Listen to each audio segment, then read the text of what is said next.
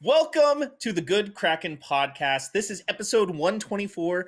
I am your host today, Devin Stanford, aka Brevin the Dude, aka the 5-star man, because I am the one you actually see. Yeah. not that other bullshit one you guys. Yeah, not that guy who just like heard me talk about it and decided to use it on the KF podcast. Yeah. So. Fuck that guy. Fuck that guy. I love that for you. Fuck that guy. That wonderful gaslighting voice you're hearing is the one and only Ernell Pearson, aka Ocean Shrine. Baby. You act like you're not going to gaslight somebody at some point. I'm not. I mean, maybe I'm retiring it. You don't fucking know. You don't know. You don't know me. Don't try to sit there and act like you know me. $5. I will Venmo you $5 if you go the rest of this week without gaslighting somebody, and that includes Sunday. For $5, make it 10, man. For $5, I don't know if I can do. I can do a whole week. Yeah, okay. $10. He gets more of a dopamine rush out of gasoline than he's ever going to get from $5. I know, right? You know what I'm saying? Thank you, Garrick. Thank you. Man. I'll give you $10. Now hold on. Let's clarify the stipulations Taco here. Bell. Let's yeah, I know, right? let's create some stipulations here, okay? Are you talking strictly on content, or you mean like period? Ooh. Do you want to go in on this, Garrick? Dude, okay. Look, Ernell, if you throw $10 in, Ernell, I love you, but like it has to be on content. He can't. I don't think he'd survive the week if he couldn't do it at all. That's like asking him not to fucking breathe. Him struggle. I want to see him struggle. You just want your man to hold his breath for a whole week. That's what you're asking for right $20. I won't do it at all for the entire week. At all. Yeah, if you go in on it, Garrick, I'll give him $10. You give him $10. Bitch, I got $10.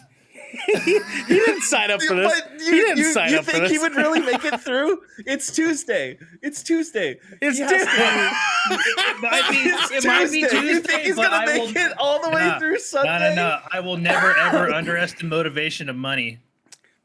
It's true. I'm a shill. $20. Dude, it's $10 you, $10 me. I'll do a lot of nasty, terrible fucking things for a good challenge, my friend. But let alone a challenge offering me some moolahs, some gil, some moonies. You know what I'm saying? Some monies, as Kingdom Hearts would say. I think it would be so funny. Monies, because you would not survive. I know you.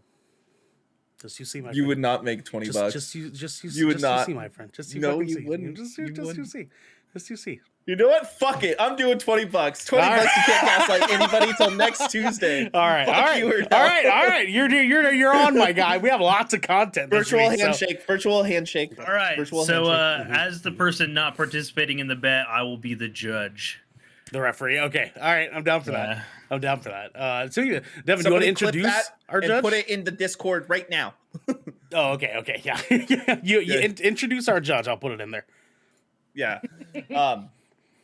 That wonderful voice, who knows Ernell also won't make it through a whole week of not being able to gaslight somebody, is my little cherry blossom, Garrick B. Eakin.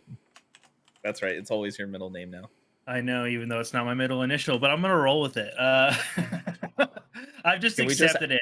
It's like my non-official, official middle initial. Can I, on behalf of Good Kraken, just give you another middle name? Dude, I can't think of a single middle name that would be good that starts with the letter B. Yeah, what's your middle name right now? My actual middle name? Yeah. Edward. So Garrick Edward Eakin. Yeah. Garrick Bartholomew Edward Eakin.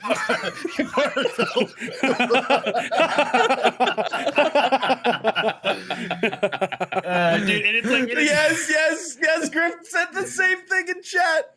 Okay, but it's got to be weird. We had to be like weird about it. It's like Garrick Bartholomew Eakin. Bartholomew. You have to say it with an accent. Yep. Yeah, Bartholomew. I think Sir. I think a Sir is accounted for. Sir Garrick Bartholomew Eakin. I like it. Yeah, I like it, dude. I'm here for that. Yes. Of course he fucking. I now give you a second middle name as Bartholomew. There you go. And then on Bartholomew. Shipwreck Show, you're still Bartholomew. It's just a B instead. You know what I'm saying? Yes, exactly. I love it. This like Yeah, weird yeah. headcanon that we've created, like the GK verse. None of this makes any goddamn sense. It makes any doesn't. sense. No, yeah, none of it. Okay, so obviously we always talk about what we're doing, right? Sure. So I already showed you guys before the show, but I have to show everybody. Oh yeah, Because show you all the know I'm a people. guitar Show the nerd. people, Devin. Look at I that just beauty. got a nice 72 Fender Telecaster Uh-huh. made in Mexico. Look Mhm. at that! Look at that wood grain. Oh, It's pretty. It's beautiful. It's a pretty ass Beautiful. guitar, my love guy. it. Pretty ass. It's the fucking guitar I've always wanted, guys. Well, didn't you already have one too? And then like you sold it a long time ago, and now you're like, I'm never letting this one go, or like. Well, not only that, but this finish I wanted more than the other one I had, because the other one I had was just red. It was just that typical like Candy dark red. candy, well, almost candy but darker. Like they called it a walnut red. like cherry wood or whatever. It's Yeah. like considered. Yeah. Okay. So this one's just a walnut stain with natural wood. It's awesome. It's a beautiful guitar. Came in very good shape. All original Fender, like vintage Fender parts on it. I'm pretty stoked. Yeah. I know you. Why are you smiling? Because Griffin in the Discord was like, "Shit, that's gonna be the easiest $20 Devin has ever made."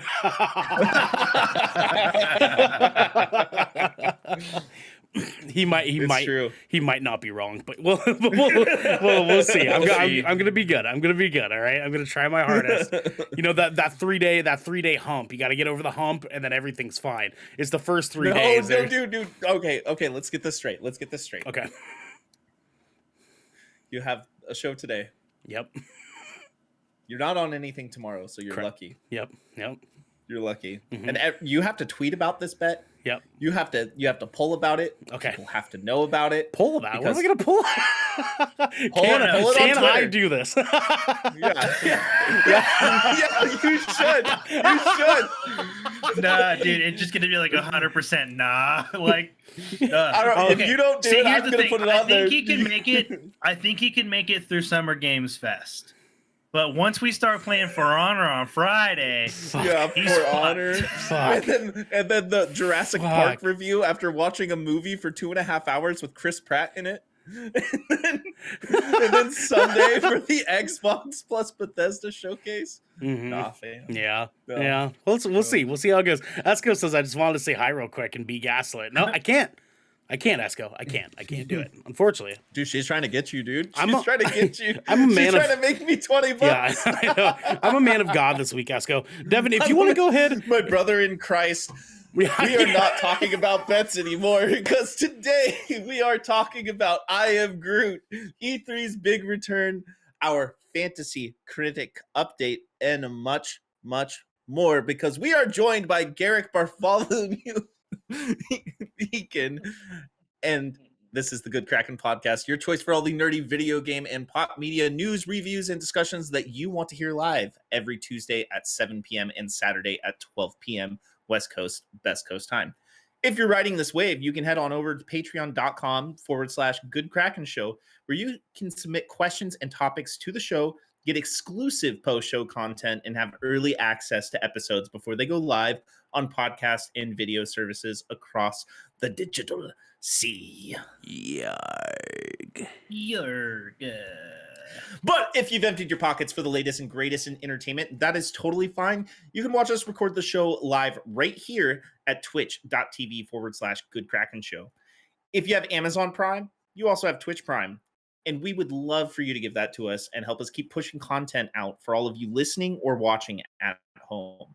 But you can also support us by going to our YouTube channel, clicking that beautiful bell and big red button, or by subscribing to our podcast channel by searching Good Kraken, ! And leaving a review there. Review. Anyways, Ernell, What's up, Devin? we got some captain's orders, my friend. Join us Thursday, June 9th at 11 a.m. for our Summer Games Fest live reaction. And then come on Sunday, June 12th at 10 a.m. for the live reactions to the first Xbox and Bethesda showcase. Let's go. Packed go. week of content, boys. Let's fucking do It's it. time to get It's stoked. Mhm. It's time to get that video game trailer stonk. You know what I'm It's talking that about? season, baby. You know what I'm saying? Like Yeah. usually this week we would have been doing like an E3 reaction, right? Mhm. But E3, as we found out earlier this year, ain't doing shit this year. So instead, we're just going all in on the content that we can do for this week. So with that said, we're gonna go on here. We're all gonna get butt naked, and we're just gonna have a good reaction time. No. You know what I'm saying? We're not. Mhm. Yeah. No, we're not. No, not naked. Okay. I'll just, No, I'll, okay. if you do that, I'll put out that 4.5 hour long video I took of you sleeping in your boxers with your Discord on. I'll put that out to the world. Listen, some would say I looked like a snack that night. You know what I'm saying? Just all nice and sweaty and vulnerable. You know, just as one could say, hot and breathable. That's what I looked like. You know what I'm saying? Show the world, Devin. Show the world. I ain't ashamed. To be real, I didn't do that to him. I saw that. and I was know. like, I know. He was a real one. He was a good man. Good man that night. he was protecting me. I saw him in the Discord. I was like, oh, it's late. Pop in. Oh yeah, it's late. he looked at OBS and was like sweating like the Key and Peele sweat. You know what I'm talking about? Yeah, I was like, I Bro, could. is he live right now? I could. But that would make a great like sleeping stream. Apparently that's a thing on Twitch. It is a thing. It's a thing. I mean, so are hot tub streams. thing. So, Yeah. Hey, we should do that sometime. dude, I would do a hot tub stream with you guys 100%. Absolutely. Totally do that. Oh my god. That's GK it. hot tub stream. GK Hot Tub Griff, Stream you 2023. weirdos. Let's do it. Sleep streams are Let's great. go. Griff. I love fucking with people trying to sleep. Oh no. Oh wait. Is there like?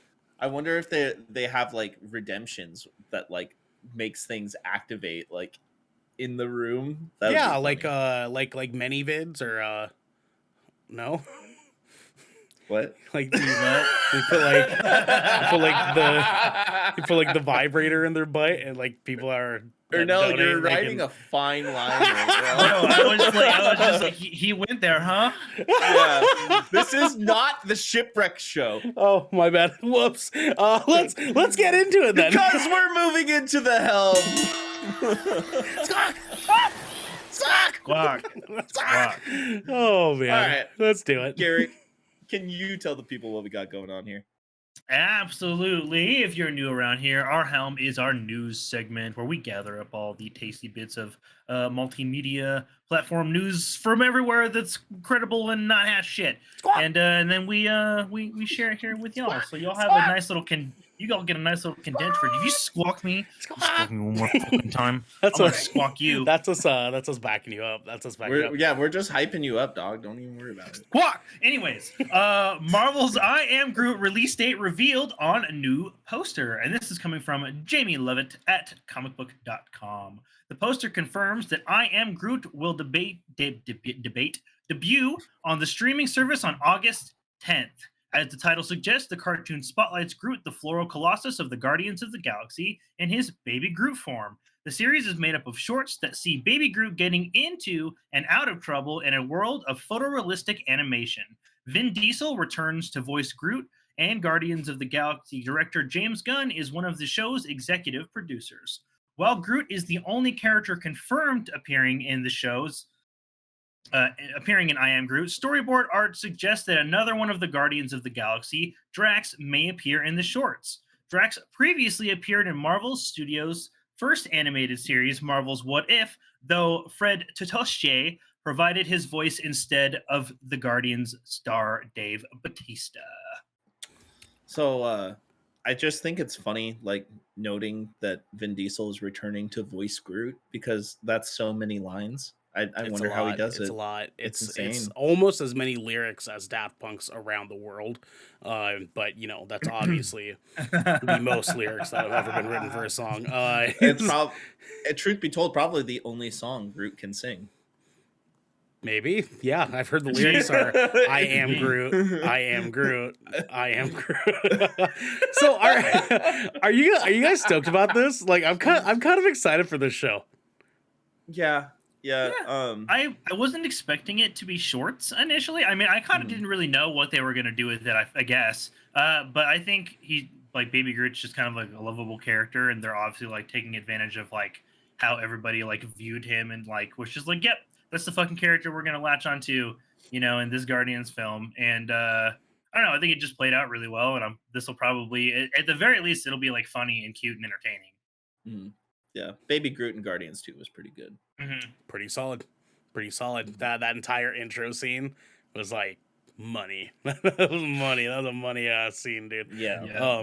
Yeah, I don't know. I mean, like, it's gonna be a cool like little bridge leading into the next Guardians of the Galaxy movie. So like, I guess like, I mean, we're getting Baby Groot in this though, right? Like, is that am I incorrect for thinking that? Like, I In feel like Guardians of the Galaxy, no, this is like No, very young adult Groot. in I Am Groot. Oh yes, Yeah, yes, it's yes. baby Yeah. form Groot. Okay. Yep. Okay. Huh. That's weird. Yeah. Well, we are getting the Guardians of the Galaxy Christmas special as well. Yes, we before are. the movie? Yes, we are. Oh yeah, that is Yeah. true. Mm-hmm. Yeah. So that'll probably be the true like lead in, Sure. to Guardians sure. 3. So this is probably going to be between Guardians 1 and Guardians 2, then? I'm I assuming? think judging Yeah. like if it fits into like a canon of any kind, I'm assuming Mhm. And Yeah. I am imagining a lot of these things will be taking place like in or around the Milano. Or Mhm. it could have been right after Guardians 2. That's fair. Yeah. Oh, that is fair. It could be like almost exactly after. Yeah, Right. like I Am Groot can be the Guardians 2 stuff, Yeah. and then the Thor, obviously you have it. Ragnarok. You Yeah. well, you had Infinity War and all that stuff happen. Right. Yeah. Right. Yeah. So Well, and with them being shorts, they don't necessarily have to take place in any sort of chronological order either. So they could That's just true. Mhm. they could just kind of take place here and there within the canon, which seems like I'm fine something with. that they do. Yeah. Yeah. Griff says, what if Groot learns to speak in this installment? Then I'm never watching it. The head cannon's destroyed. Yeah. I'll be one of those toxic Marvel bros that's actually not racist though. Oh Jesus! Good God! Yeah. Yeah, I'm calling you out, motherfuckers. You know who you are. Yeah. Fuck you guys. Fuck you guys. Anyways, though, yeah, I think we're pretty safe to say we're excited. Yeah. So Yeah. Exactly, Yeah. exactly. Garrick, what's our next story we got, my friend? I don't know if you guys heard Devin say earlier in his as he was reading, our schedule. We are going to be live reacting to the first Xbox showcase, and that's because Xbox will hold a second summer showcase next week. And this is coming from Matt Purslow at IGN.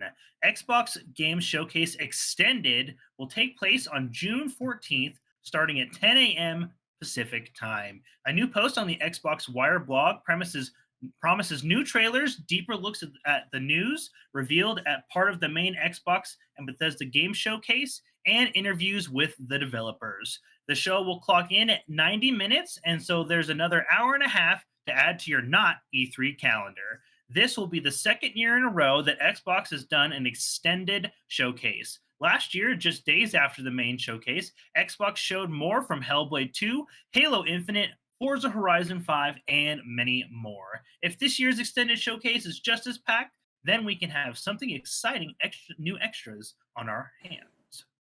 Xbox said Lion King 1.5. That's that's what they said. So I mean, what? Jesus Christ, this is a lot of content. I can only speculate. Honestly, I'm just happy that we're getting more because there's like that void with E3 not being there, and so like the fact that we're getting Summer Games Fest is like a little extra hyped this year, and we're getting a second Xbox showcase. I'm just give me stuff to be excited for this summer because summer is generally not like the big release time. So give me something. I need a reason to carry me into release season this fall. Yeah. I think what we're gonna see is we're gonna see a lot of third parties come to Game Pass day one. I think that's gonna be a big focus this year. Yeah. Okay. Yeah. I think the big thing, and this was a prediction I had. I think we're actually gonna get the Modern Warfare 2 Call of Duty day one on Game Pass.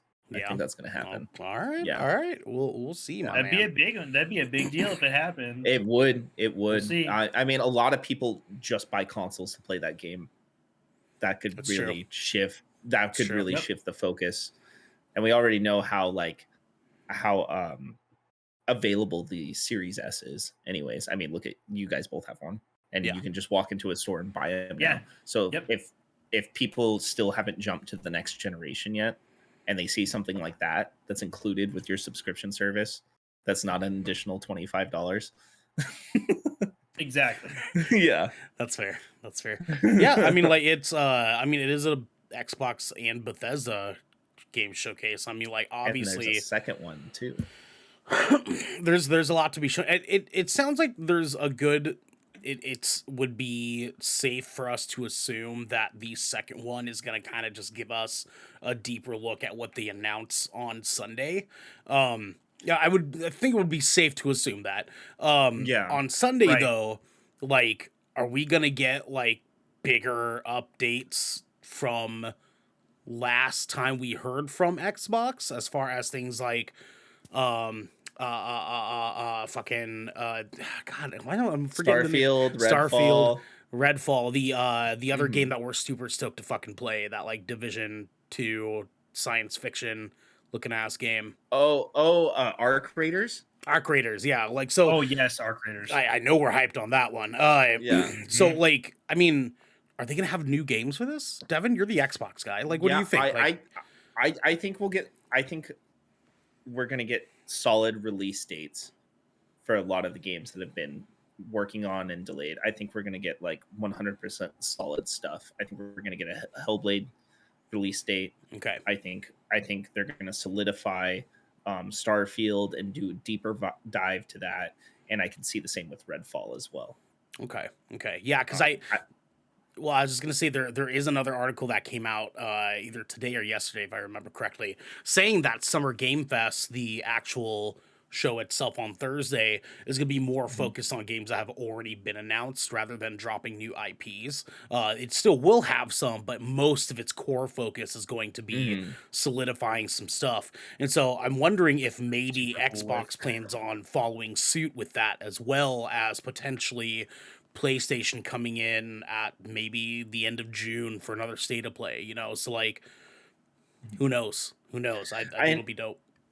And we have seen a lot of rumors circulate about other hardware. That might also be a thing too now.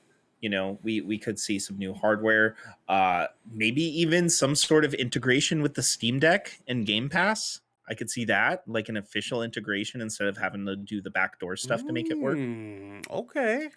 I see. Yeah. You're dreaming big this summer. Okay. I don't think that's dreaming too big when a lot of people have already talked about it, and Phil Spencer has even like been quoted saying it's possible. Oh, I don't mean dream big as in like pardon me. That's a poor choice of words. I more so mean like this soon. You know, like the Steam Deck just came out. You know, like it's been out since February. It'll probably be something like they'll have like some like new update, you know, with a certain version that gives you an OS to Game Pass. Sure. This holiday or something like that. Okay. And it'll probably be it'll probably be a PC catered, library of games. Right. Yeah. Right. Sorry. I like that. That's Yeah. okay. Don't do drugs, kids. As you're drinking a beer. I know. Cheers. Hell yeah, brother. Right here. I'll drink my water. Oh, Jesus Christ. It's Devin, you're going to take the next story, my friend. Absolutely. I do want to point out Griffin Chat, our local game developer, definitely cool guy. He says that the Steam Deck dev kit was available for 12 months before release. That is true. And he even technically went in the hands of some media creators out there a good 6-7 months prior to its release too. I know Khalif Adams, our homeboy Khalif Adams, definitely got one pretty early himself too. And now, granted, it wasn't a lot, but maybe that's a sign. Maybe you might be onto something, Devin. I see you seeing me, seeing you, seeing them, seeing you. You know what I'm saying? Xbox is saying they want to be available on all platforms. So that is a platform, right? Like Exactly. You're not wrong, my man. You're not wrong. all right. So moving forward, Wednesday teaser, Jenna Ortega makes Addams Family debut in Tim Burton Netflix series. This is coming from Wilson Chapman over at Variety. In addition to Ortega as Wednesday, the rest of the Addams Family will make appearances in the show. Catherine Zeta-Jones, she dips beneath the lasers. Oh, nobody. Okay, all right. Is part of the main cast as matriarch Morticia, while Victor Dorobantu plays the disembodied hand servant of the family. Thing. Isaac Ordonez plays Wednesday's brother Pugsley in a recurring role, while George Brucia plays the family manservant Lurch. Louis Guzman will guest star in the series as Wednesday's father Gomez.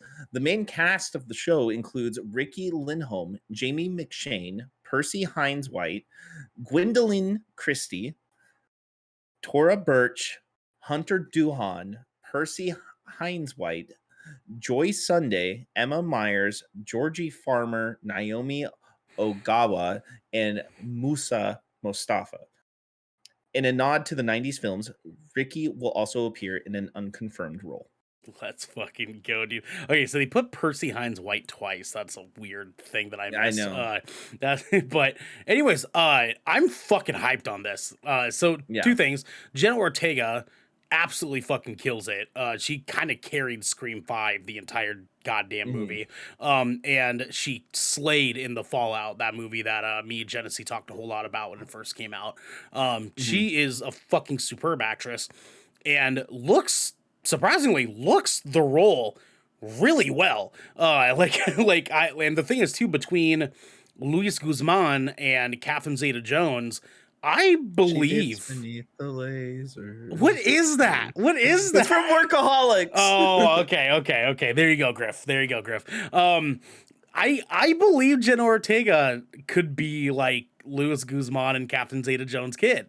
Because she kind of looks like she could be their children, but she also just like looks Wednesday as fuck. And I don't know if you guys saw the little trailer thing, but I was like, yes, this shows nothing. It shows absolutely nothing. And I'm fucking here for it. Let's go. Garrick, what'd you think? Because you seem as enthusiastic about it as I am. Honestly, so I kind of like, I've always been just like, I just have like a soft spot in my heart for just like the Addams Family movies. They were like, it was a holiday staple. Like every Halloween, like that shit got played. And like always. Retweet. Let's go. Like I love those films. And so like, and of course, like being like edgy sad boy, like Wednesday was always like my favorite. And so like she's getting her own show now. It's like, yep, it's just going to be more of the stuff that I like. And so I'm here for it. She was the best part of the Addams Family. Oh, like absolutely. Absolutely. Always my favorite. Just so everybody knows, if you go to media chat, you can see the scene from Workaholics that I was talking about. I'm not playing it right now. No, I'm not saying you have to do that at all. It's just, I mean, maybe I will though. Now, now everybody knows. Because now people might have to change whatever this fucking monstrosity is. It goes for like 20 minutes. Fast forward to like 10 or 12. It's only 20 seconds. I mean, not 20 minutes. Oh, I mean, go like 20 seconds in. I see. Okay. All right, go to 10. God damn it. Ding, ding. Squawk. Okay, here. Squawk. Workaholic. The Eliminator from American Gladiators, mixed with all the cool laser parts from Entrapment. You know, the Catherine Zeta-Jones vehicle. Yeah, it's a classic. But how do we know this is going to work? Because it was designed by the best. This is why I was saying, like, go to like 10 seconds. Catherine Zeta-Jones, she dips beneath the lasers. Ooh. You fucking stoner fuck. You. I love you so much.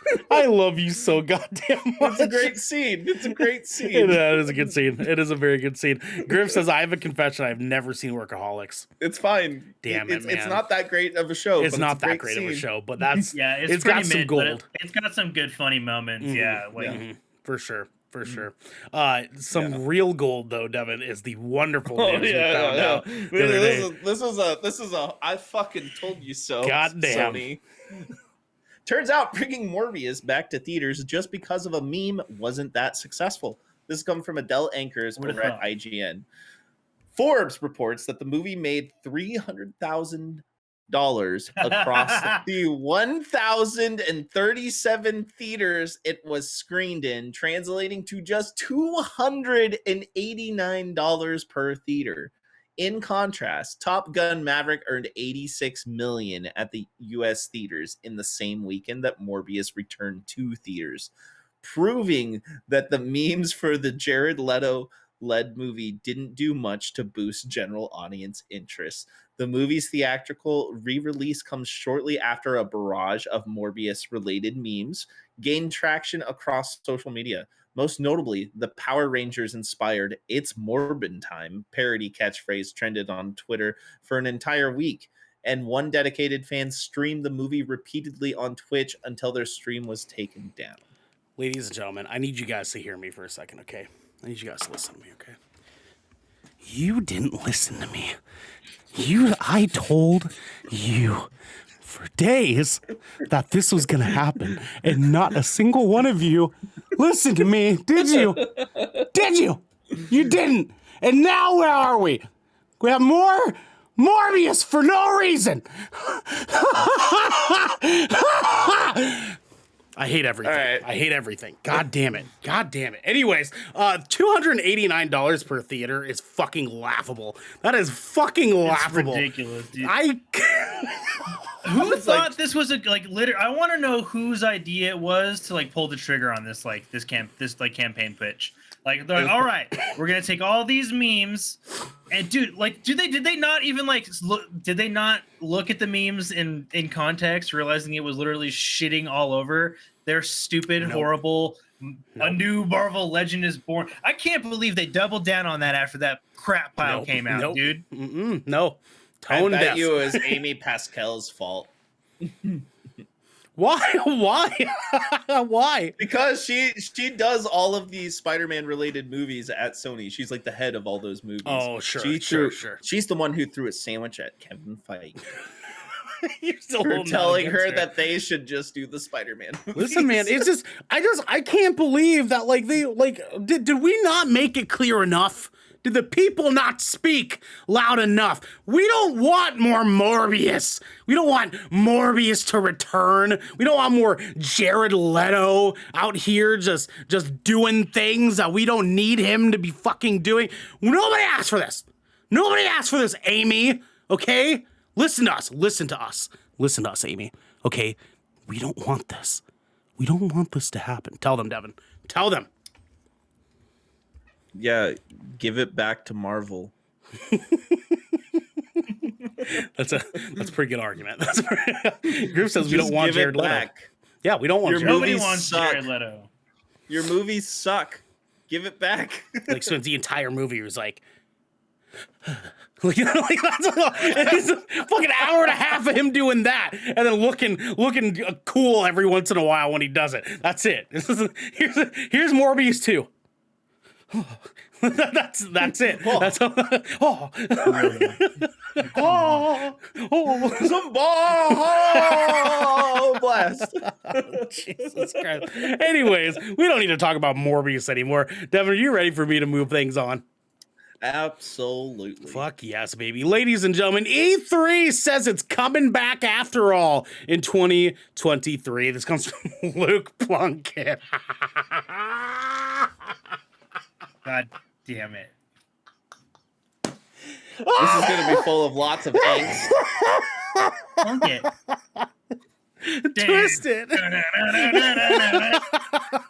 It's so so good. Are you gonna do that every time his name pops up? It's such a It's good like name. It's such a you're good the one who name. like writes these show notes, and you're sitting there putting the show notes together, and you're like, I'm like, Dude, I bet you he Plunk fucking giggles to himself the whole time. I do. I really do. Plunk it. And if I ever meet you in person, Luke, because I know you watched the show, if I ever meet you in person, I'm giving you the greatest, biggest hug on the planet, and then I'm gonna twist it, bop it, and then Luke, you can bop it.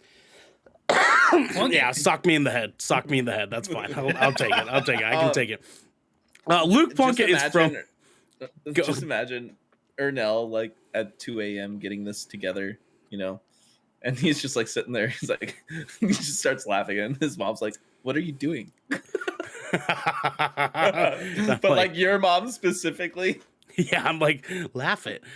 Luke Plunkett comes from OneKotaku.com, and he says this: now that the pandemic is abating, people have simply stopped caring about it. Live events like E3 are starting to take place again, and with a whole bunch of E3's replacements due to run over the next months, the event's organizers have decided now is the moment to declare that they're going to try and bring the whole thing back for 2023. Quote, we're excited about coming back in 2023 with both a digital and in-person event, Stan Pierre Louise, whichever one you want to pronounce it as, CEO of E3 organizers, the ESA, has told the Washington Post. As much as we love these digital events and as much as they reach people and we want that global reach, we also know that there's a really strong desire for people to convene, to be able to connect in person and see each other and talk about what makes games great, end quote. You can't blame them for trying, but with Nintendo, Sony, and Microsoft all happy making big announcements in their own time, and Jeff Keighley's Summer Game Fest starting to hit its stride, you have to wonder how much of that quote-unquote reach to convene is going to be left for E3, whose 2021 online show was a disaster when there was already industry-only conferences like GDC getting back underway, and fans are now getting their big reveals elsewhere. Oh, man. Boys, what are your thoughts? Are we stoked about E3 coming back next year? Is that a thing? Are we stoked about this? What, Devin? It's probably going to get delayed like everything else does. Yeah, watch them cancel it a month beforehand. Right? Like I wasn't No, excited. it'll get delayed. I haven't been stoked about E3 for a while now. So. I mean, like I'm excited about the idea of us going. Yeah, I mean, like that if would it be ends cool. up being but... like cool, I'm here for it. Right. Yeah. I mean, like I'm here for it. Griff is excited about GDC getting back underway. Yeah, that is happening. It's I don't know, man. I mean, like the idea of us like going and having fun and having a good time, sounds really cool. Us doing reactions to it sounds really fun because we like doing that stuff. Yeah. But like, we don't even know if there's going to be announcements for this E3 that are going to make it like worth for people to watch, right? Like us, sure, because we have to like consume that content, but like people out, like, are they going to give a shit about the announcements that we get at E3 from now on? Like, I think we might see some support from like Microsoft on that front. I think we will. Yeah. Okay. Yeah. I mean, like, and go ahead. Like they'll probably host there. They probably will. It's because they might end up being the big attraction for E3 in the first place. And I think if Microsoft does it, I think EA will. I think Epic might be a part of it, especially with how big it's getting now. Riot Games might even have their own showcase at this point. Riot's getting huge too. They have a lot of games that they're working on that's based off of their content. Look, I don't even play League or anything, but apparently they're making fighting games. I thought you were going to say, look, I don't even play video games. That's what I thought you were going to say. Yeah, I don't play video games anymore, guys. Yeah, Sorry. Right. Yeah. As I play Fallen Order right now. Love it. Anyways. Yeah. But yeah, I think if Microsoft does, we're going to see a lot of other like publishers follow forward. You'll have Devolver Digital there.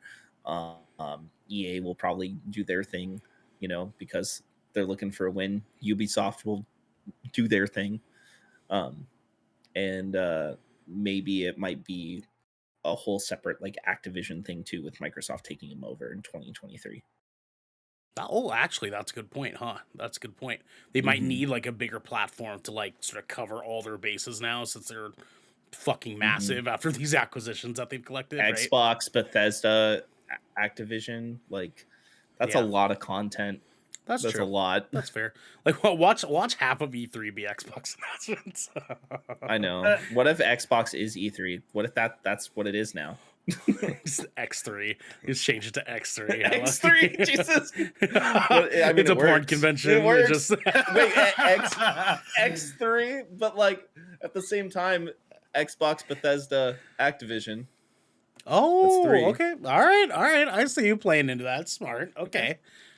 I see you. Hey, Xbox, we're marketing guys. Yeah, Hi. there you go. We got degrees in marketing guy stuff. Let's go. Hire us, dog. You know what I'm saying? Yeah. Anyways, let's get into our last story here. We got a big old one here. We have this past week, Netflix Geeked Week happened, where they do a bunch of Netflix announcements over stuff that they have planned coming out, rolling out, all this good stuff. I'm just starting from the bottom of this list that's over on IGN, coming to you from Logan Plant, who does not have a super funny name. But so I'm just gonna start from the bottom. Let's work our way up. Firstly, 1899, Emily Beecham reveals teaser for upcoming series. Alice in Borderland season 2.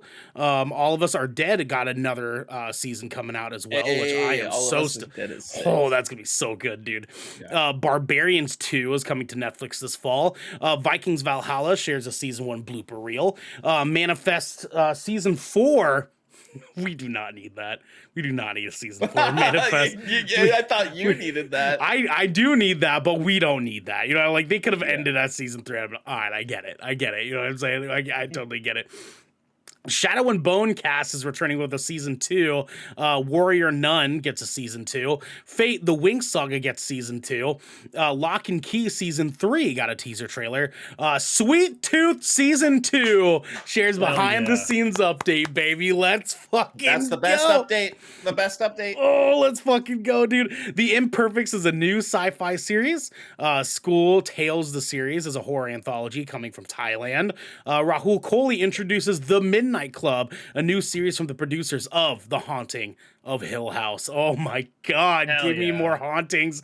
Let's go. Guillermo del Toro's Cabinet of Curiosities will feature Rupert Grint, Eric Andre, and more. That'll be sick. Oh, dude, Eric Andre, a little like horror thing.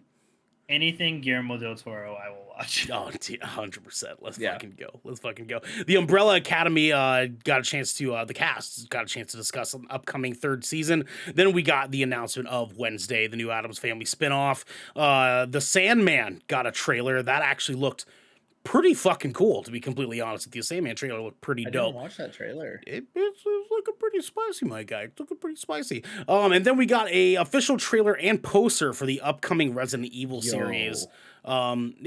Sure. Yeah. I think this is going to be a lot better than that movie. I think this might actually be good. Tell you what, I sure hope so, my guy, because next we had One Piece live action adaptation, shared some set photos, and announced who their so far cast is. None of them are popular. I'll just say that right now. Let's see here. We got... The School for Good and Evil got a teaser trailer, and Zack Snyder and Sofia Boutella appear from the set of Rebel Moon, which is a new sci-fi epic that's coming on to Netflix from Zack Snyder. Devin's pissed. No, this one actually looks cool. It actually does. I'm giving him credit. God damn it! You like? Can you choose? Wait, did you just gaslight me? No, I'm literally one. That's not a gaslight. I'm wondering when the hell you're going to choose this. Do you like Zack Snyder or not? No, I'm not saying I like him. I'm saying this actually looks cool. You complicate me sometimes. Spiderhead is Black Mirror meets Shutter Island. This actually got a trailer a couple weeks ago. This is starring Chris Hemsworth and Miles Teller, and this shit looks fucking dope. This looks like a dope ass movie, baby. I remember when I was telling you about this at our last meeting.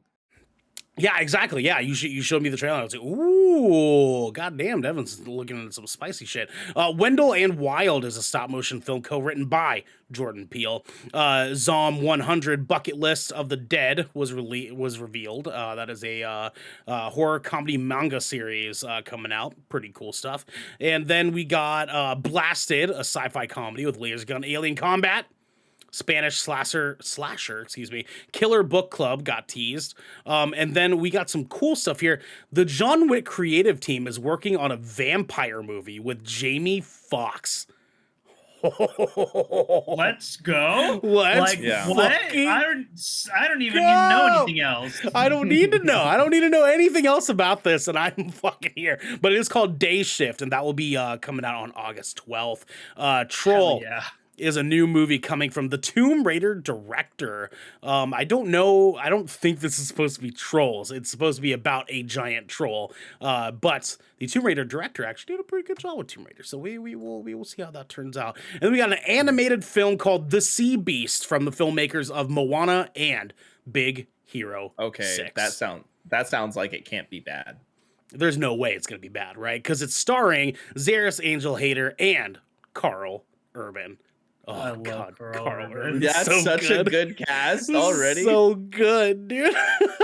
And then next up, we got a really cool look at a movie called The Gray Man, which has Chris Evans and Ryan Gosling facing off against each other as two of the world's best assassins tasked with hunting each other down.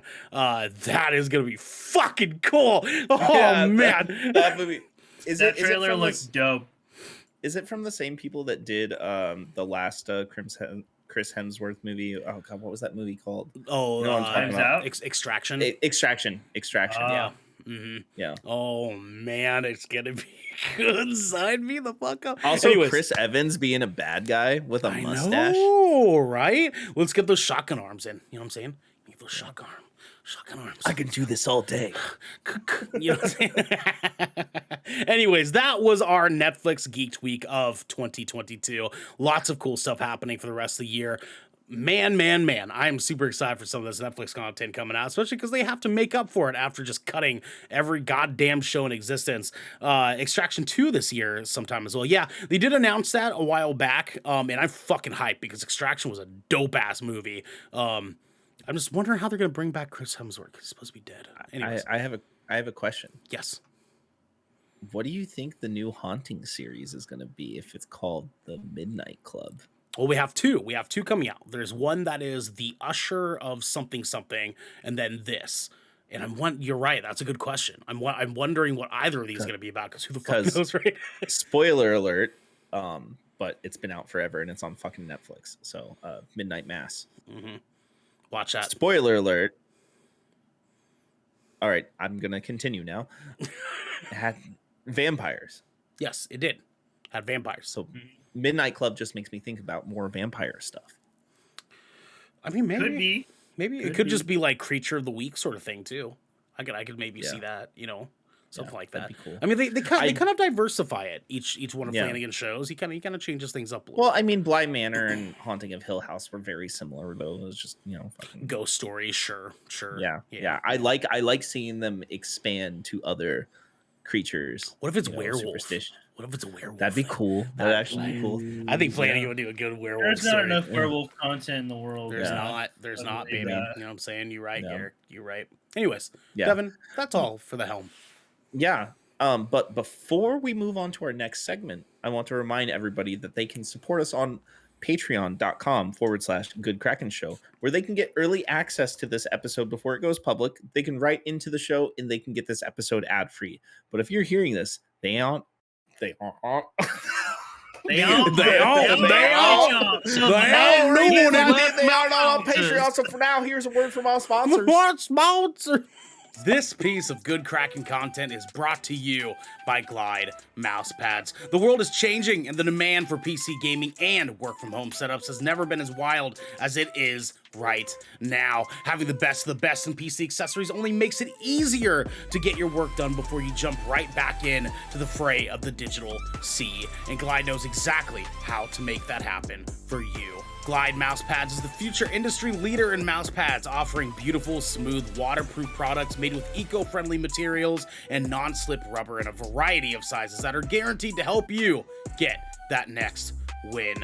I've got one of these bad boys in my office at work. I've got one here at my desk right now. Devin's got one. Xander's got one. This bad boy is silky smooth, silkier and smoothier than even the silkiest of smoothies or soy milk or what have you.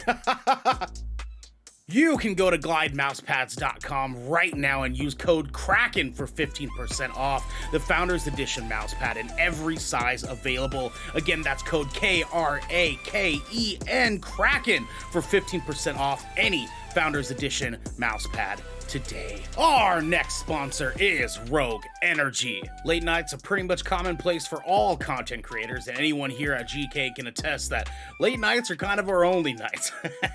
Luckily for us, though, Rogue has figured out exactly how to give those late nights and even earlier mornings the supercharge that we all need. Rogue Energy is a low-calorie, no-sugar energy formula that is the perfect alternative to sugar-filled canned energy drinks and sodas. Every formula Rogue Energy produces is designed with optimal levels of high-quality ingredients and no chalky textures. Again, we don't want that. We don't want that.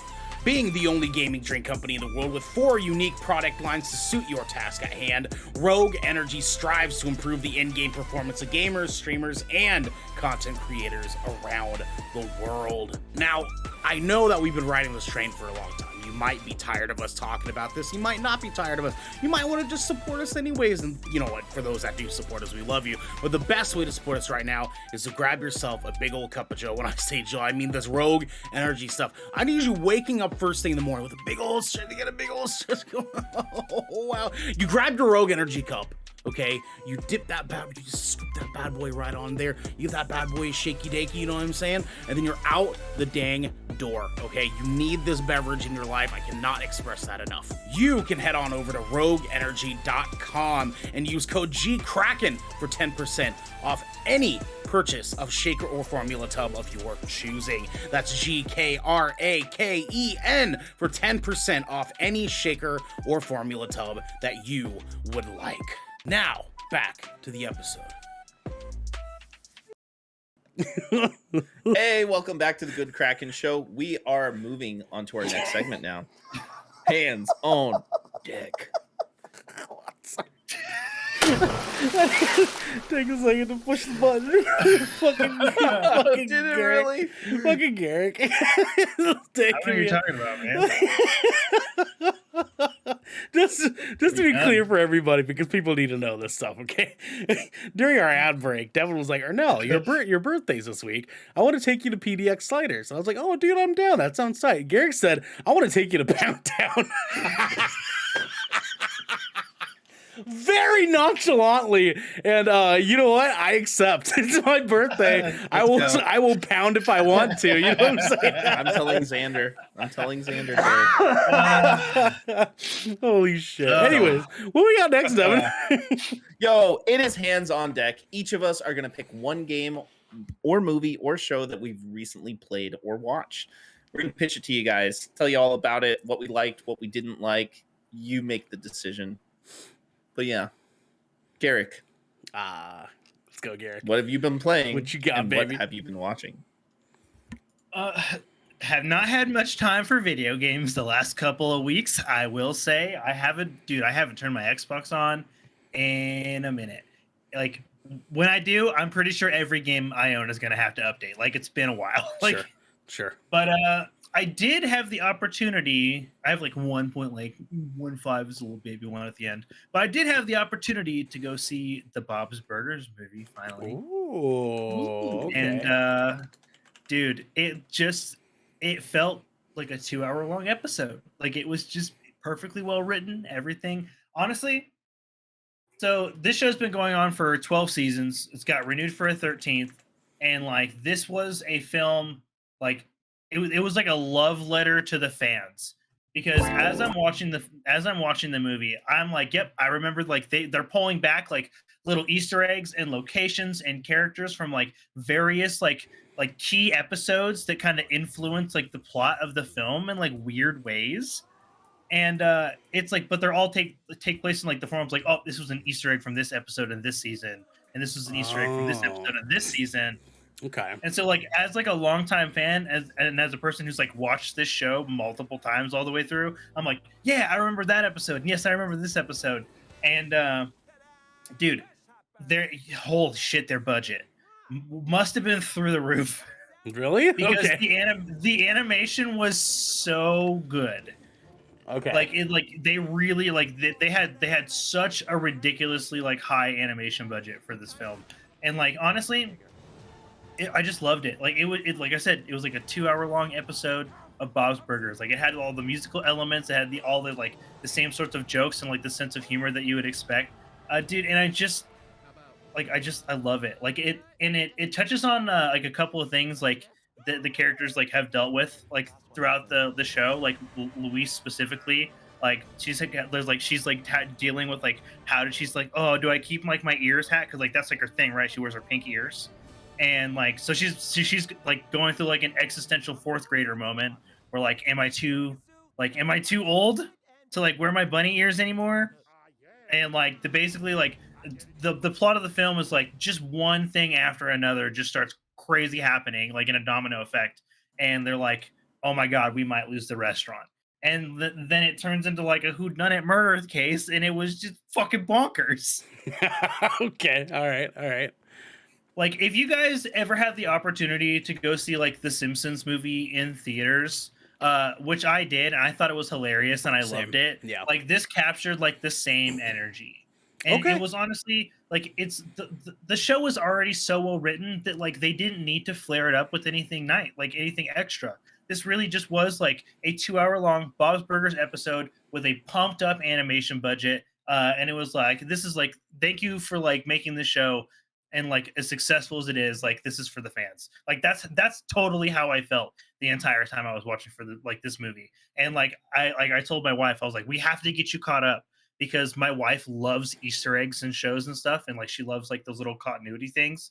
I was like, we have to get you caught up so you can watch this, like, because she is gonna absolutely love this film, because it's like one of those films that's like really it's for the fans. Like it's really for the fans. Okay. So That's me being cool. as somebody that hasn't really watched all of it, like probably isn't for me, or So actually, that was actually the beautiful thing. So I decided to go with my brother and his wife. Just, hey, you guys want to go out and do something? Like we'll just go catch the Bob Burger, because I'm stoked for it, right?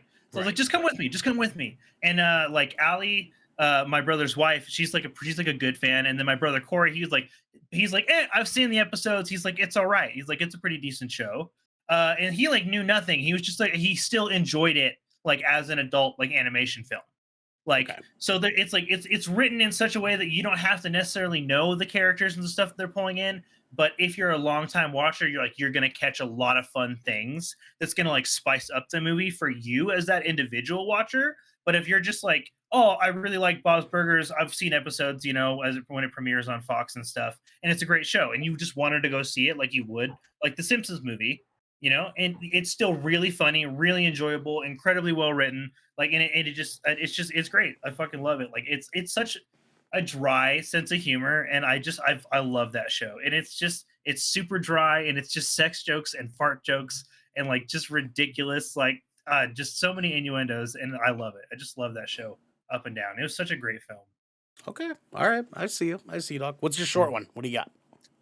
My short one was I finally for the first time ever watched Blade Runner. The new one, like the 20. No, like the original one. Like Jesus! I had never seen Ridley Scott's Blade Runner. Like I'd never seen it. Are you watching this in preparation to watch the newest one? Yeah, so I'm gonna watch the newest one because I also hear they're doing like an anime, a Netflix anime, which I was just like, all right, I gotta be invested for that. So like now I'm gonna watch the Ryan Gosling one next. Mm-hmm. And honestly, Deckard was a replicant, dog. Are we in agreement? Deckard's a replicant. Mm-hmm. Deckard was totally a replicant, he's right, a replicant, dude? Yeah, 100%. Totally 100%. 100%. Yes. Like 100% a replicant. Right, it has dude, to be right. there was like a good portion of this movie like where I was just like, I'm not 100% sure I have any idea what's actually going on here. But like it's Ridley Scott like up and down, and I really liked just like the tone and the message of just like really like the movie's like what is it about to be human, like what's human and what's really human and what's really not human.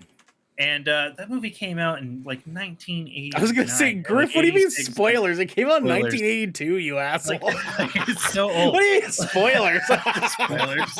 It was like almost 40 years old. Yeah, if you haven't seen it, like it's like that's on you. Like it was on me.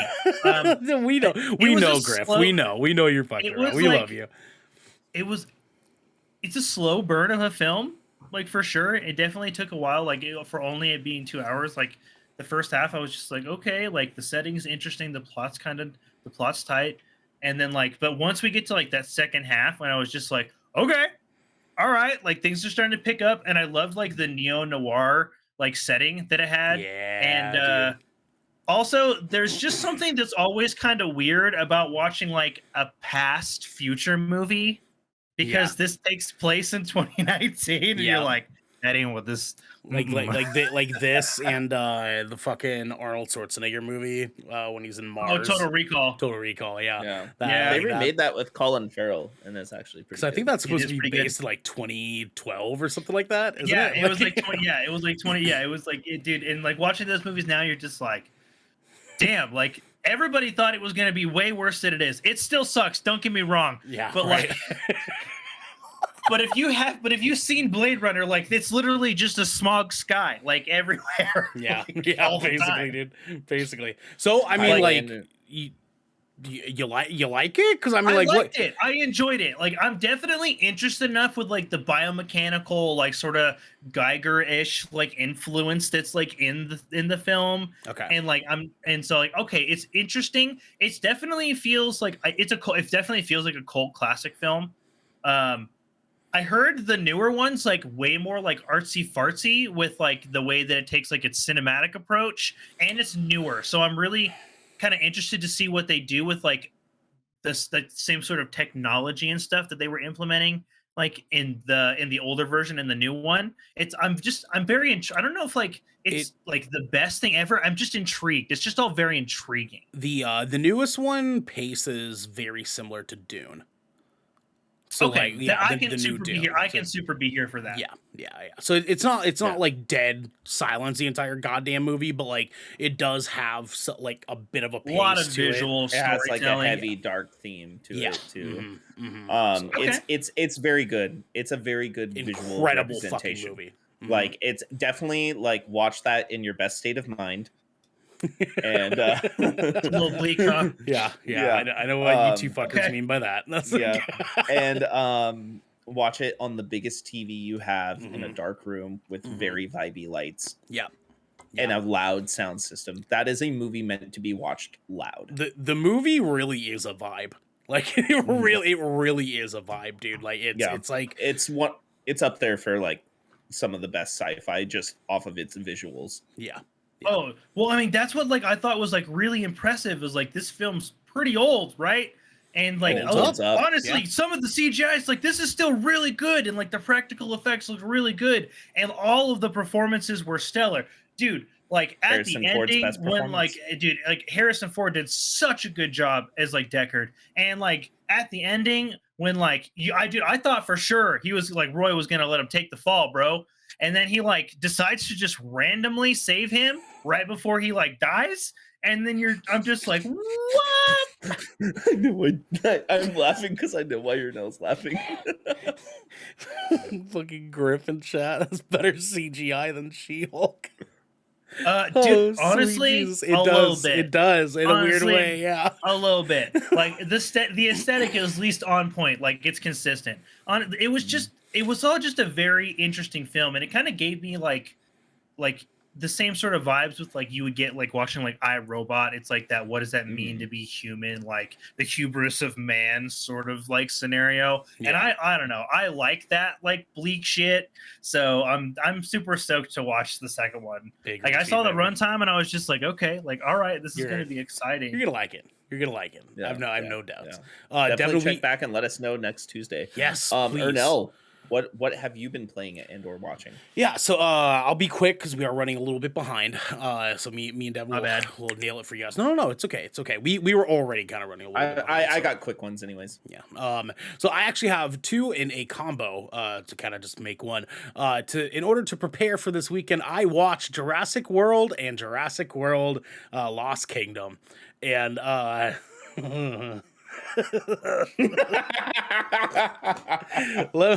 tell you what, these movies are okay. Cool effects, cool Jurassic dinosaurs, World funny was pretty moments. decent. Yeah.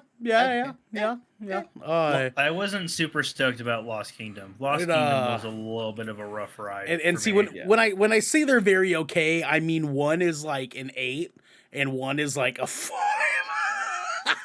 because Lost Kingdom is very just not good. But you know what? They're both fun as shit dinosaur movies. So what the fuck ever, man. Let's really fucking are. go. I'm so stoked for Thursday. I'm so stoked. I'm stoked to see if they can make up for Lost Kingdom, right? Like how the setup happens and whatnot was very, very necessary. I feel like for anybody that hasn't watched Jurassic World or Jurassic World Lost Kingdom, I guess.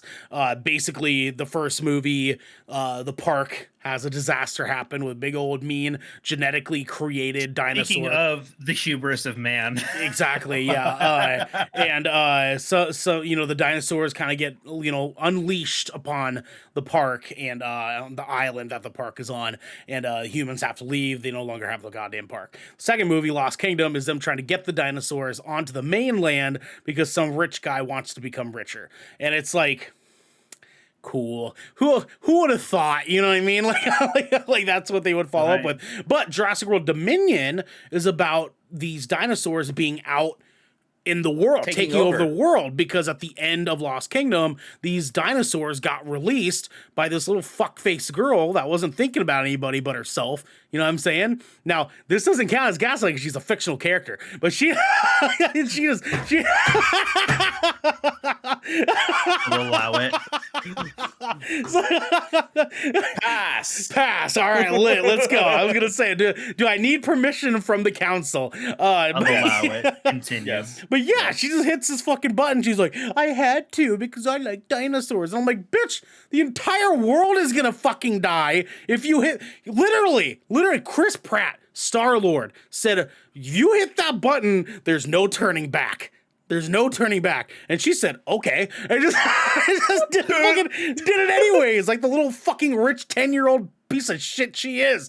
But anyways, these dinosaurs get loose. And this is gonna punch her in the fucking head. Grandpa. Like, she's a fictional character. I can say what I want. I'm not saying terrible things. I just want to fight her. I just want to throw hands a little bit. You know what I'm saying? No. What?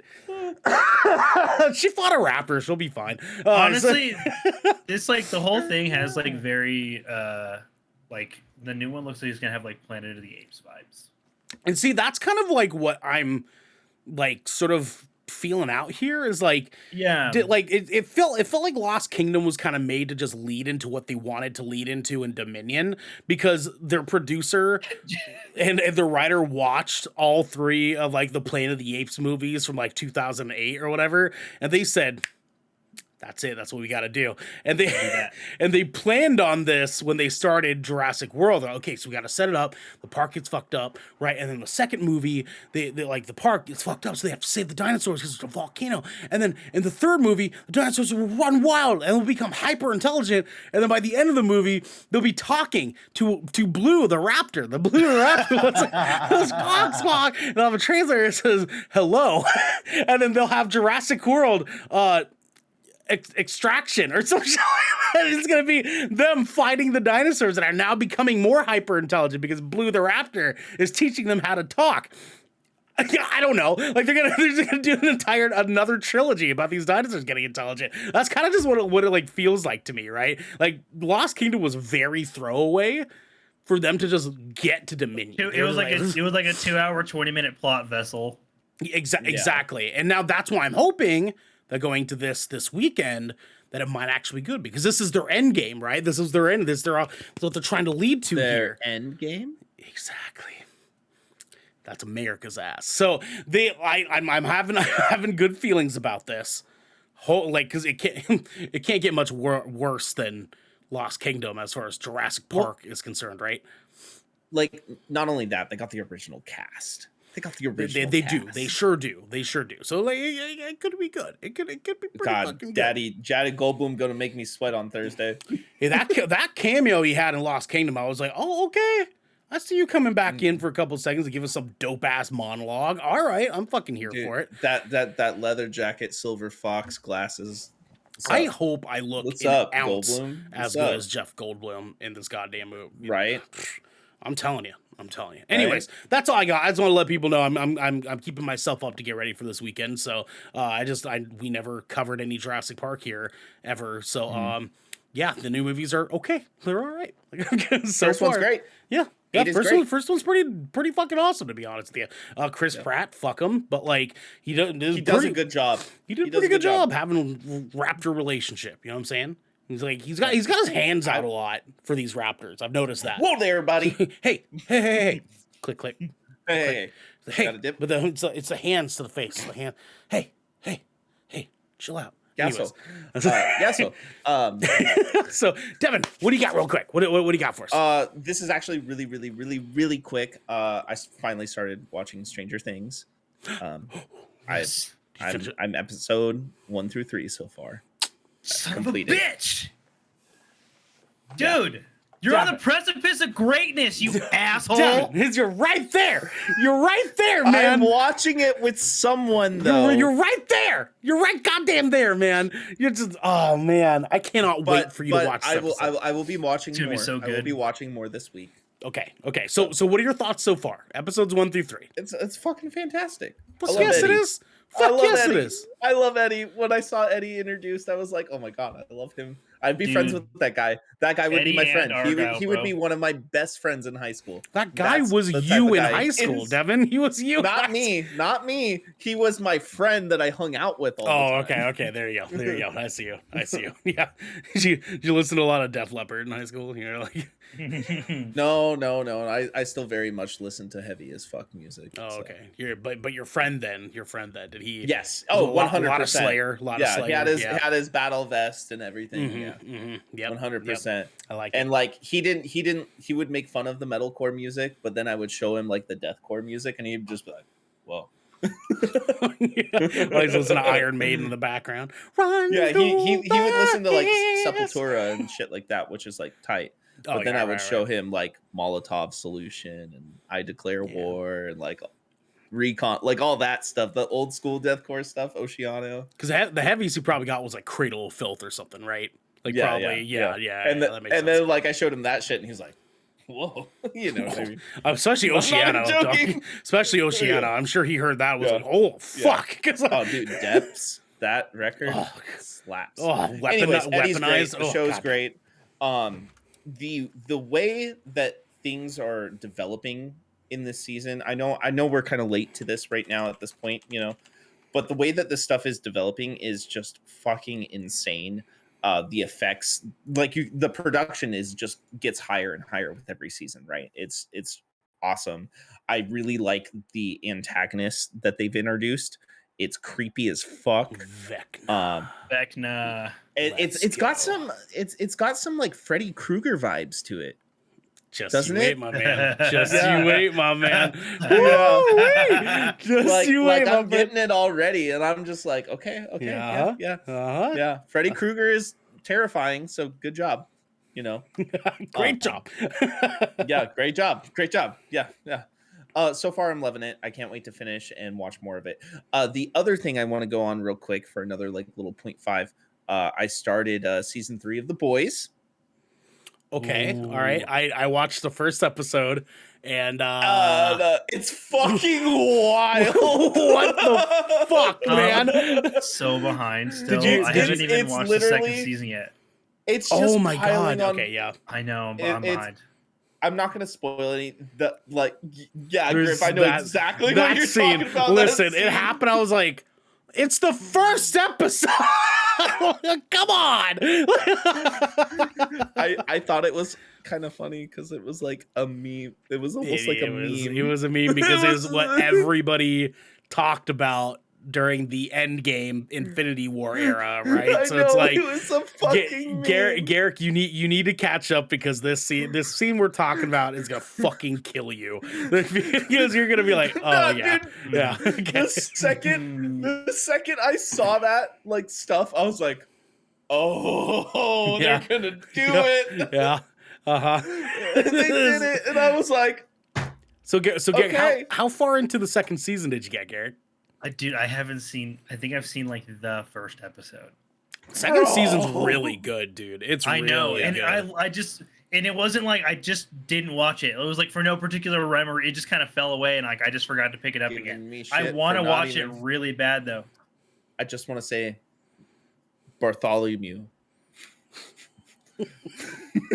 I just want to say, fuck racist. Bartholomew, listen, my son, my brother in Christ. Yes, Sir You're giving Garrick me shit for Bartholomew. not.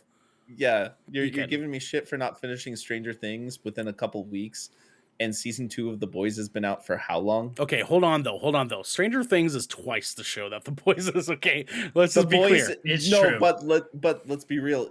Twice the show that The Boys is, twice the amount of time that it's been out. The Boys has still been out a lot longer. That's a good Yeah. argument. That's a good That's argument, fair. man. That is hey, he might have a point, Garrick. I'm sorry. And dog. there's been lots of dead periods. There's a lot of dead periods that there hasn't been something to watch, and you still haven't. Well, I'm finished just it. I didn't say I had a good excuse. I'm just saying I just dropped the show and just didn't finish it, and I need to finish it. Yo, we'll get Yeah. you there, doggy dog. We'll get you there. Yeah, definitely. Listen, did you finish Invincible at least? Did you catch up on Invincible? I haven't finished Invincible. Okay.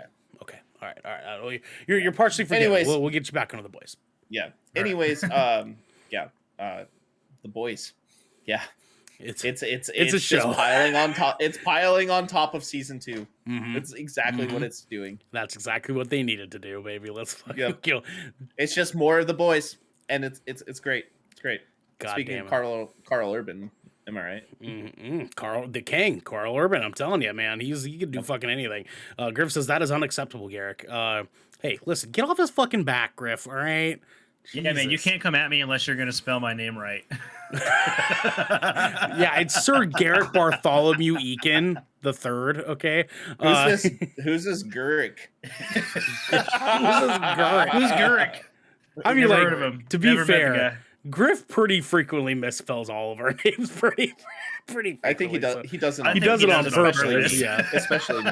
He did. Yeah, he did. He was on the Devon Yeah. train for a while. Devon. There. Yeah. But All right, anyways, let's- Garrick, Let's what's protect our necks. yes. Let's move into the gallows.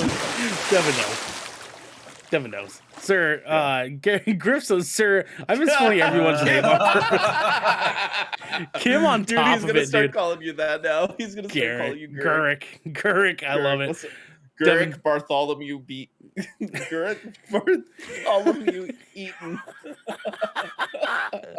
Oh, that's a good name, dude. That's a good name. It's better than Matt. That is. It's better than Maddie Beige Gurik Damon. be Eaton. Gurik be Eaton. Gurrick. Beige, that's right, Gurrick Maddie Beige Bartholomew. Damon. Yeah, Maddie Beige Damon. That's the man, dude. Garrick, what are we talking about for the gallows tonight?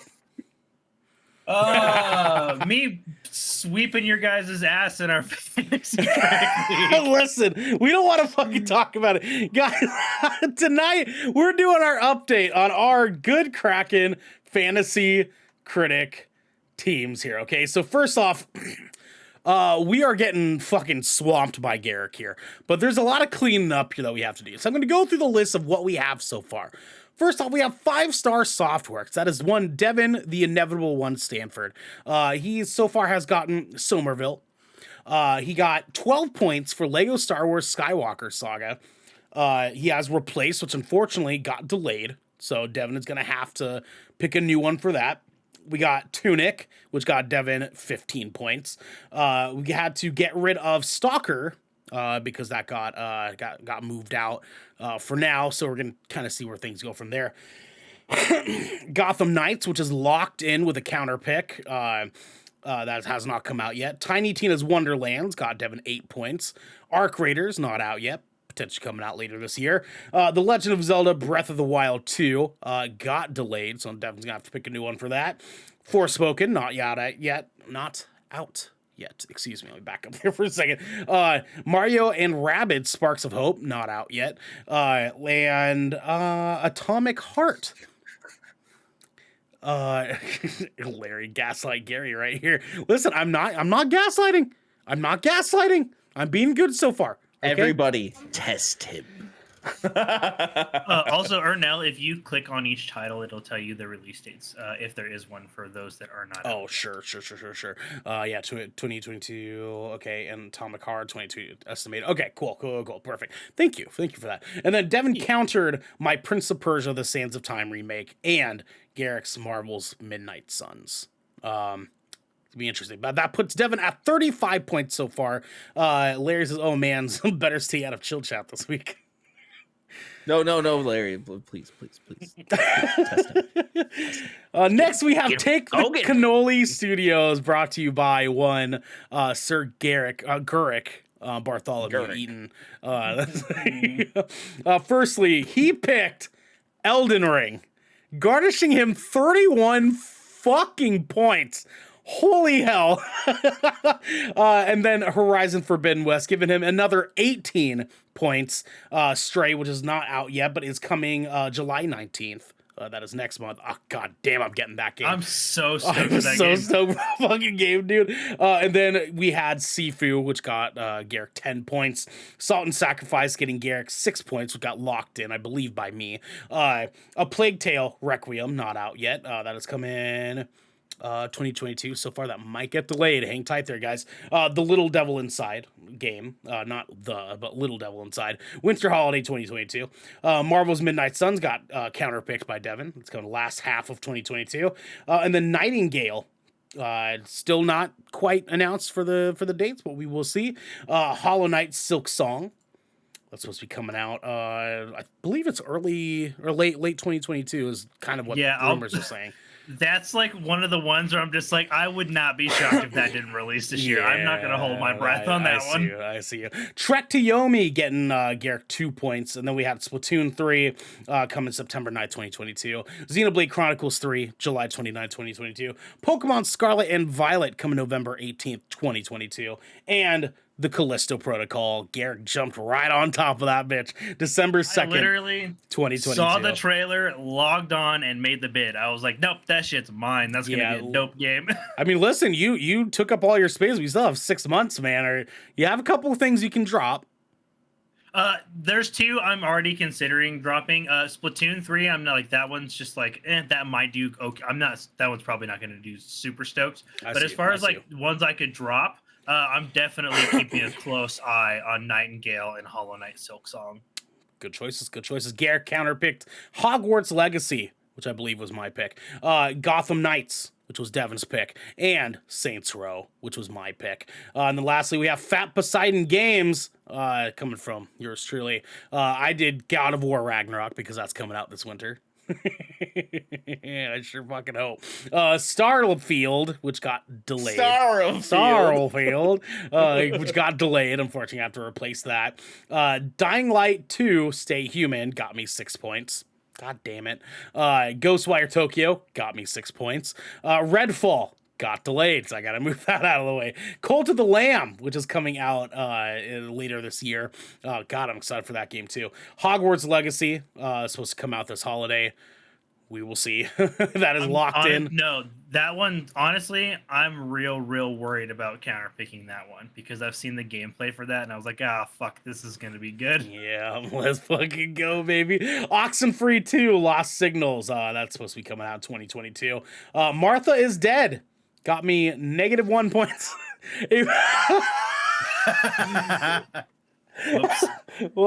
Whoopsies. Prince of Persia: The Sands of Time remake got counterpicked by Devin. Unfortunately, I believe this actually just recently got announced as delayed again, so I'm gonna have to pick. I can't. It got locked in. So I gotta keep it. Kirby and the Forgotten Land garnered me, thankfully, 15 points. And then lastly, my pick was Saints Row. That is going to be coming out August 23rd of this year. We will see pretty soon about that. And then my counter picks were Stalker 2, which I got to get rid of because Devin got rid of, and then Salt in Sacrifice, which lost me 6 points because it actually did okay. So, boys, obviously we have some cleaning up here to do. Let's kind of look at our budget that's left over here. Garrick has $65 left to bid for games and so on and so forth as they release. Devin has 70. I have 86. I gotta start using up some of that cash a little bit here pretty soon, guys. Next few games that we have coming out are Stray, that's Garrick's game. Xenoblade Chronicles 3, that's Garrick's game. And then I have Saints Row. Garrick got Splatoon 3. And then we start moving into some Devin picks here for Spoken and Gotham Knights, which got counterpicked by Garrick. And then Devin's pretty quiet for the rest of the year after that. Because I have some picks now. You do? Okay, all right. You have some that you're going to be working in. Right. Okay. Yeah. Cool. So our goal tonight was kind of just give people a brief update on what we're looking at here. We're not going to take too long here, but we just needed to make sure that we addressed a couple of things because there's obviously some stuff that we got to move around here. Garrick has to drop a couple of things if he wants to pick up some more games. Devin has to replace that. Well, replaced. He has to replace there and fill up that spot for Stalker. And then I gotta drop Starfield and the Redfall. Wild also. And Breath of the Wild too. That's right. Yeah, I gotta get rid of Breath of the Wild. Yeah, too, so we got some cleaning up to do. We're not gonna spend tonight, going over a whole bunch of it or anything like that. Especially because you guys can see my stuff. I don't want you fuckers at home knowing what I'm picking or anything. So you know what I'm saying. Hey man, I'm happy with my current roster. I'm gonna leave it where it is for now. Oh, like Splatoon, Xenoblade, Pokemon, and I picked all those up in like the last 2 weeks. Well, so let's talk about it really quick, just to fill up some conversation content here. Devin, so far, when we did this at the beginning of the year, okay. So far, where are you feeling with your picks? How are you feeling with your picks? So far? I felt great about all of them until I realized that things got delayed because of a war that is happening. Yeah, I know you were pretty confident about Stalker, and unfortunately, I think all of us were feeling pretty good about Stalker until unfortunately fuckers be fuckers. But I mean, you still have some pretty good picks though. Like Forspoken could garner you a good amount of points. I don't even Arc think Raiders also. Yeah, I'm looking forward to Arc Raiders, and I think Mario plus Rabbids is going to be a good one because the first one was actually celebrated pretty well and reviewed really well. Also, Atomic Heart do be looking good. Honestly, I think Atomic Heart might end up getting you a lot of points, doggy dog. I think out of everything you have on your list, Atomic Heart might be the one that competes with Elden Ring level points here. Yeah, if you ask me, it looks great. It looks pretty fucking good, my guy. Let's see. Griff says Stalker 100% was coming out this year until Russia waved its little show around, but Stalker is back being developed. It's disappointing, it's disappointing. We do send our our love to the people of Ukraine, but because that's more important than us being video game fans. So 100%. Take your time, do what you need to fucking do. Yeah. We totally get it. We're not gonna bitch and complain about it. So now, Garrett, go ahead. I was actually surprised that Tiny Tina's didn't do better. Honestly, me too. Yeah. I thought that was going to be an 85. Fans liked it more than critics did. Yeah. Mm-hmm. Yeah. I mean, it is that type of game. It still got me some points though. I'm happy I picked Tunic because Tunic did great. Tunic is such a good game. I need to finish it, but it's still so good. Yeah. Now let's talk about your counter pick here. You're feeling probably pretty good about Prince of Persia because who would have thunk that got delayed again? I think that's what I said was going to happen, and that's why you literally said there's no way that game's coming out this year. That is literally what you said. No way. And I was like, I'm hoping, man, and you're like, no. Anyways, Garrick, let's look at you really fast, my man. Obviously, you got 31 points off of Elden Ring. How does it feel to have a massive cock, And two, what a fucking pick, dude. Jesus Christ, what a pick. Honestly, so for those who were here when we did the draft, both of them had the opportunity to grab Elden Ring before I did. But Yes.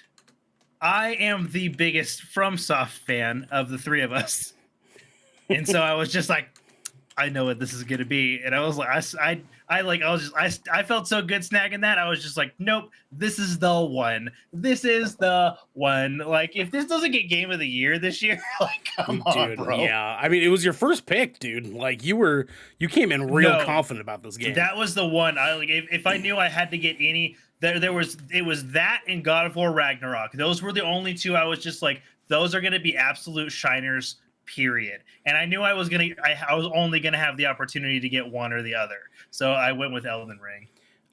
But Horizon Forbidden West getting you 18 points is nothing to fucking snuff at either, my Not dude. at all, man. I'm upset that I haven't yet like had the opportunity to play it myself. I am like loving that it has done as well as it has.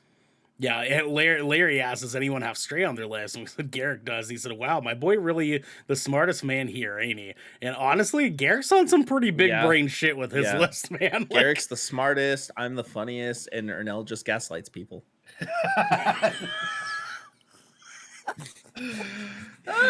Anyways, I have to be good, so I'm not gonna retaliate to that. But you know, Devin, I love all you. about the bait. I love you. It's know all what I'm about the saying? bait. You can't bait me, man. You can't bait me, man. It's okay. I'm gonna be good this week. Garrick, coming into the rest of this year, which one of your picks do you feel most confident about? Most confident about? Ooh, I think the one that's probably gonna like end up doing like the most objectively well is honestly gonna be Xenoblade Chronicles 3. That franchise is actually really celebrated. Like, it's a great art, like JRPG, and the like all the other titles have done really, really, really quite well. The only thing that I think might top it, but I think it's only a maybe at this point, is Pokemon Scarlet and Violet.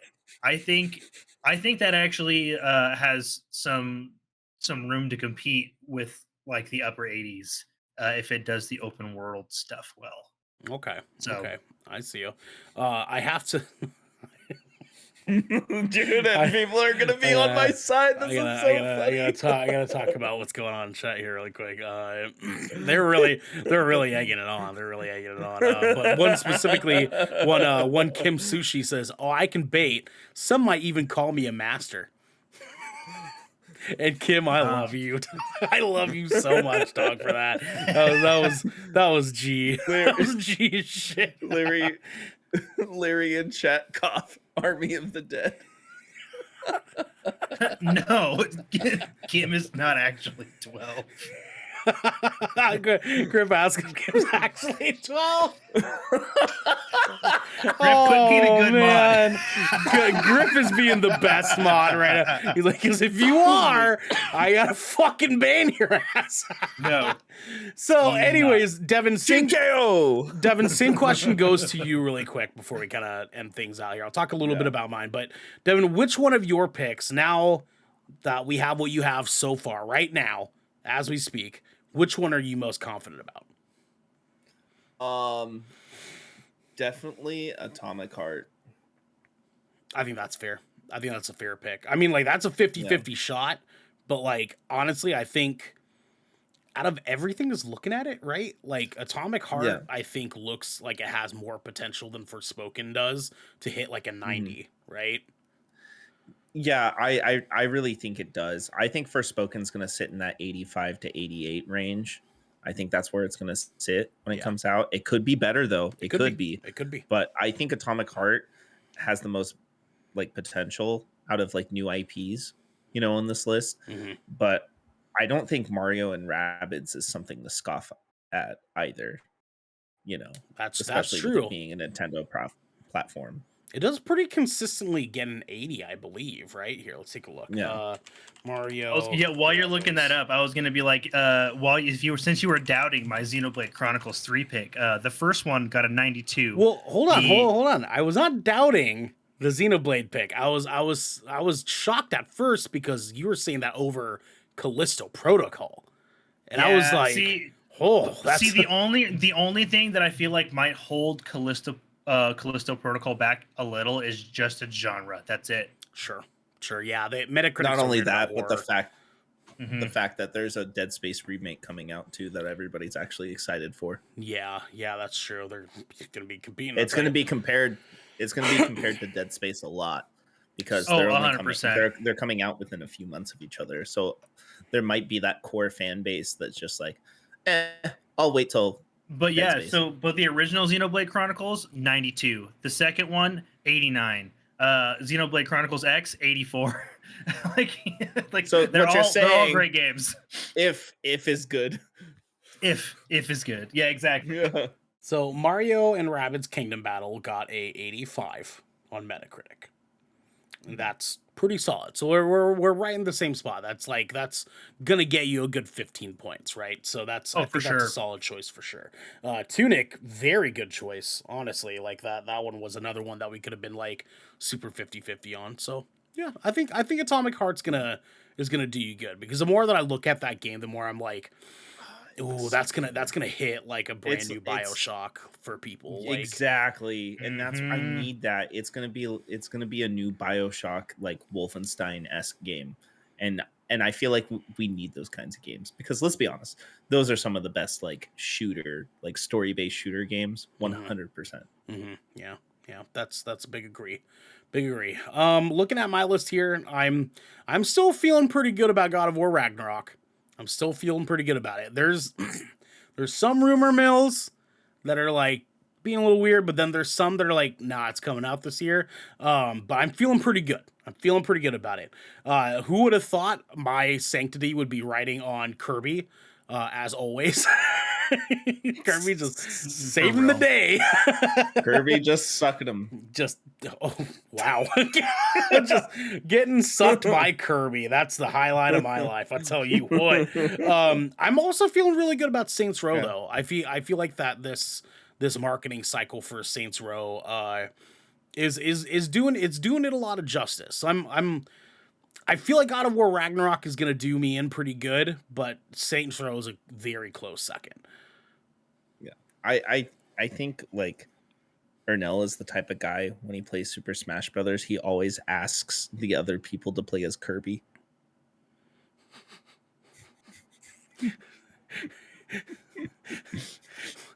What is that, Devin?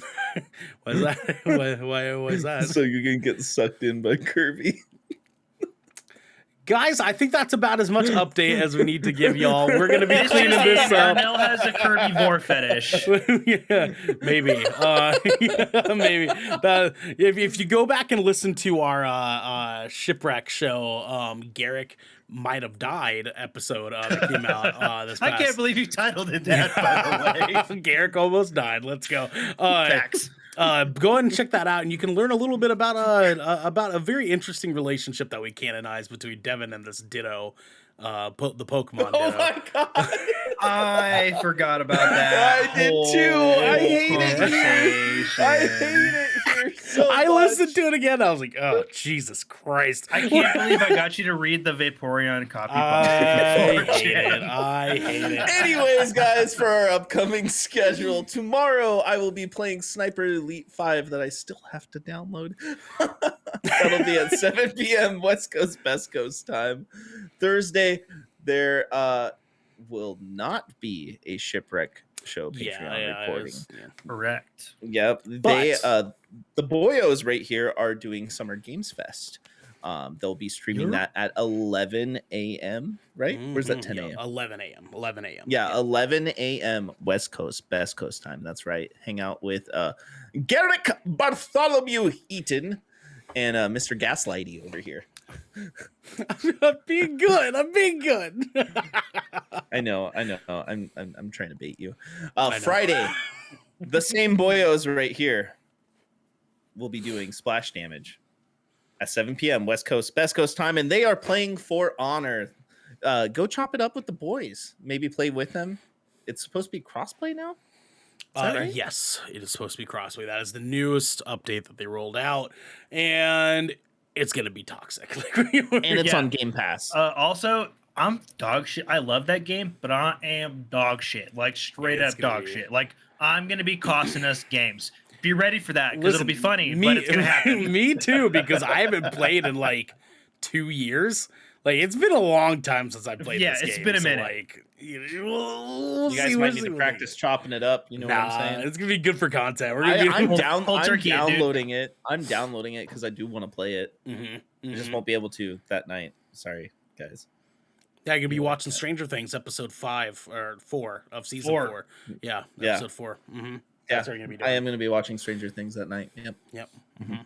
I'll be watching it. Anyways, Saturday, we are doing the Jurassic World Dominion review. That's right. We will be reviewing Jurassic World Dominion, which I will also be watching this Thursday. I don't like this. Anyways, well, you guys are just giving me shit about watching stuff, so I'm letting you know that I'm going to be watching. Thank you. You gotta make sure you reiterate. That. Yeah. That'll be at 12 p.m. West Coast, Best Coast time. That's right. That's right. Because this has been the Good Kraken podcast, for your choice for all the nerdy video game and pop media news, reviews, and discussions that you wanted to hear live every Tuesday at 7 p.m. and Saturday at 12 p.m. right here at twitch.tv/Good Kraken Show. If you enjoyed the show, you can head on over to patreon.com/Good Kraken Show, where you can submit questions and topics to the show, get exclusive post-show content, and have early access to episodes before they go live on podcast and video services across the digital sea. Yarg. You can also support us by going to our YouTube channel, clicking that beautiful bell and big red button, or by subscribing to our podcast channel by searching Good Kraken, ! And leaving a review there. We got to get going. But until next time, just let people know you're going to watch it. And I'm a good boy this week. I'm not gaslighting anybody. I'm saying I'm a good boy. I'm a good boy.